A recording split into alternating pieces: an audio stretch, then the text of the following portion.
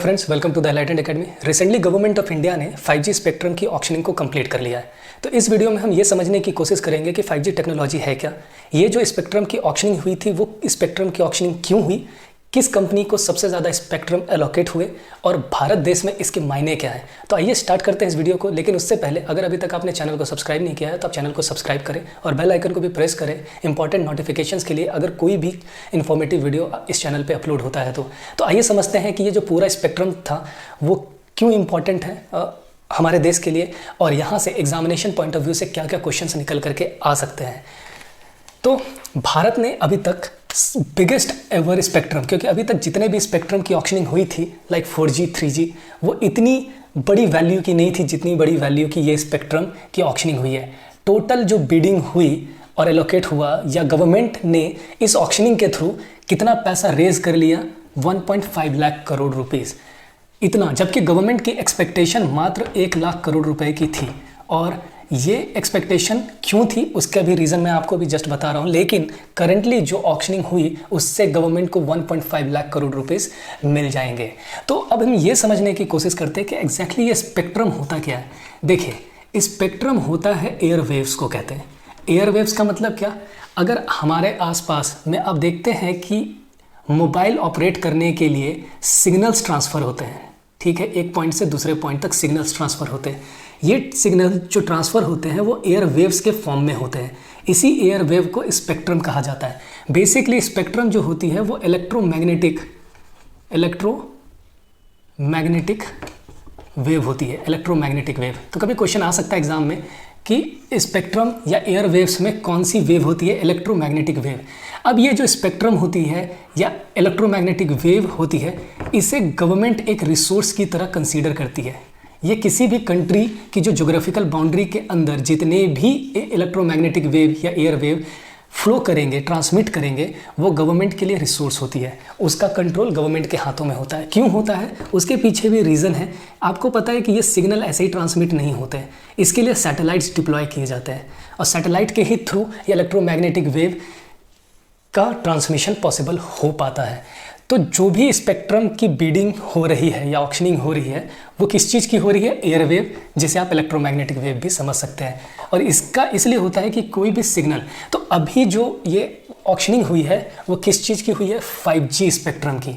5G क्या है उसके बारे में भी हम बात करेंगे वीडियो के एंड में, लेकिन पहले ये समझते हैं कि इस ऑक्शनिंग में एग्जैक्टली हुआ क्या।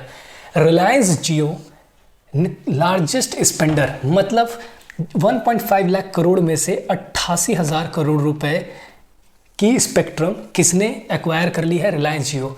अप्रॉक्सीमेटली 50% ऑफ द स्पेक्ट्रम इन्होंने एलोकेट किया, इन्होंने जो बोली लगाई सबसे ज़्यादा स्पेक्ट्रम इन्हीं को मिला है। रिलायंस जियो ओनली प्लेयर है इस पर्टिकुलर में जिसने 700 मेगाहर्ट्ज की बैंड की 5G स्पेक्ट्रम को एक्वायर किया है, और ये अपने आप में इस रेंज के स्पेक्ट्रम को प्रीमियम स्पेक्ट्रम बोला जाता है। प्रीमियम 700, तो क्वेश्चन ये भी आ सकता है कि प्रीमियम स्पेक्ट्रम की जो बैंड है वो कौन सी बैंड है, 700 mH।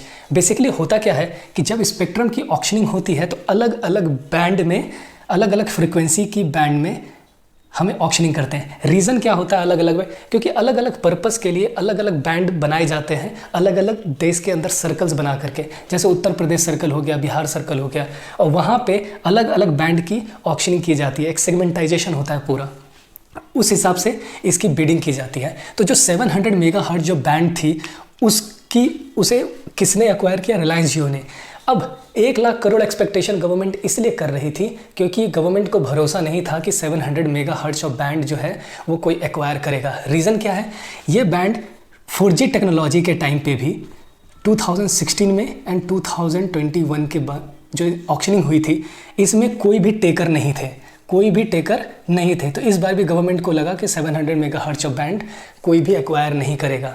ये एक प्रीमियम टाइप की होती है जो बहुत जहाँ पे बहुत ज़्यादा डेंसिटी होती है। अगर कोई एरिया, फॉर एग्जांपल हम बिहार के एरिया को कहें, बहुत ज़्यादा डेंस है, जहाँ पे बहुत बिल्डिंग्स हैं, लोग रहते हैं, वहाँ पे ये बैंड काम आती है सिग्नल ट्रांसफ़र करने के लिए।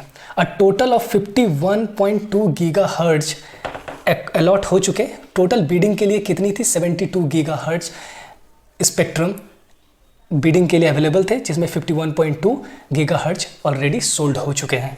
600 मेगाहर्ट्ज की जो बैंड थी उसे कोई सेलर नहीं मिला। इस बार 600 मेगाहर्ट्ज ऑफ बैंड को कोई सेलर नहीं मिला, तो ये भी क्वेश्चन हो सकता है अपने आप में एग्जाम में। एंड 33,000 मेगाहर्ट्ज जो बैंड की है वो हाईएस्ट बिड है, सबसे ज़्यादा बिडिंग इस पर्टिकुलर बैंड के लिए मिली है। रीज़न भी क्लियर है, क्योंकि सबसे ज़्यादा मोबाइल नेटवर्क के सिग्नल ट्रांसमिशन के लिए ये मेगाहर्ट्ज का ही बैंड यूज़ होता है।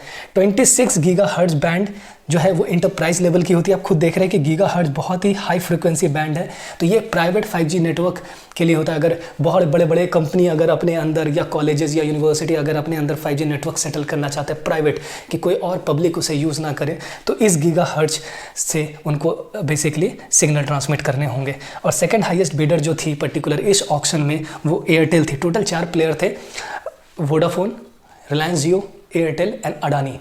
ठीक है, अडानी 4th नंबर पे उनको मिला, 2nd नंबर पे एयरटेल है, 3rd पे ये।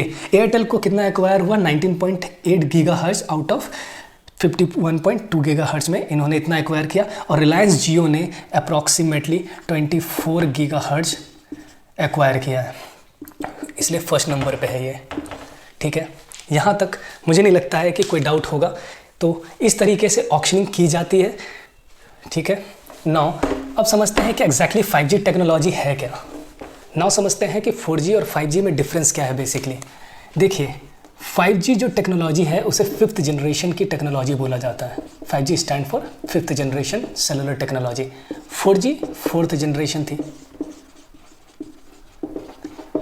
4G की जो मैक्सिमम डेटा ट्रांसफ़र की स्पीड थी वो 1 Gbps थी। इसलिए आप देखते होंगे कि जो भी एड्स आते हैं, चाहे वो रिलायंस का हो या एयरटेल का हो, 1 Gbps की स्पीड पे डेटा ट्रांसफ़र ऑफर कर पाते हैं 4G की मदद से। लेकिन 5G से क्या होगा, ये बढ़ जाएगा और इसकी स्पीड अप टू कितनी होगी? 20 Gbps पर सेकेंड की स्पीड से डेटा ट्रांसफ़र 5G में हो पाएगा।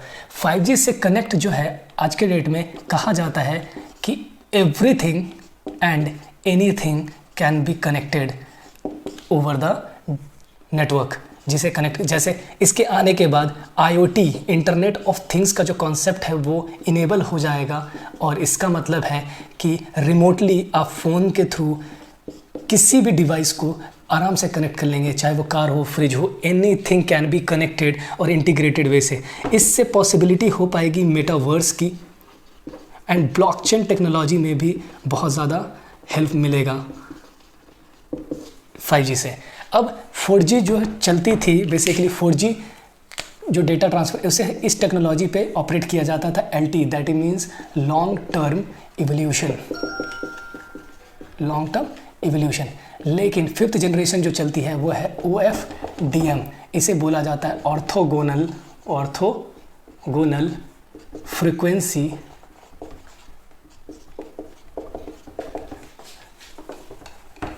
Division multiplexing. ये बेसिकली क्या होता है कि किसी भी डेटा को ट्रांसफ़र करने के लिए जिस टेक्नोलॉजी का यूज़ किया जाता है, इसमें ऑर्थोगोनल वे में जो एयर वेव्स हैं वो ऑर्थोगोनल वे में जा कर के ट्रांसमिट होती है। इसलिए ये चलती है 5G जो टेक्नोलॉजी है दैट इज़ OFDM टेक्नोलॉजी पे चलती है, और 4G जो चलती थी वो LTE पे चलती थी, लॉन्ग टर्म इवोल्यूशन के टेक्नोलॉजी पे। तो ये बेसिक सी कुछ डिफरेंसेस हैं जो आपको याद रखने हैं 4G और 5G के बीच में। ठीक है, आई होप कि आपको ये इन्फॉर्मेशन बहुत इन्फॉर्मेटिव लगा होगा। अगर इन्फॉर्मेटिव लगा तो आप दोस्तों के साथ शेयर कर सकते हैं और चैनल को भी सब्सक्राइब कर सकते हैं। मिलते हैं नेक्स्ट वीडियो में, तब तक के लिए जय हिंद।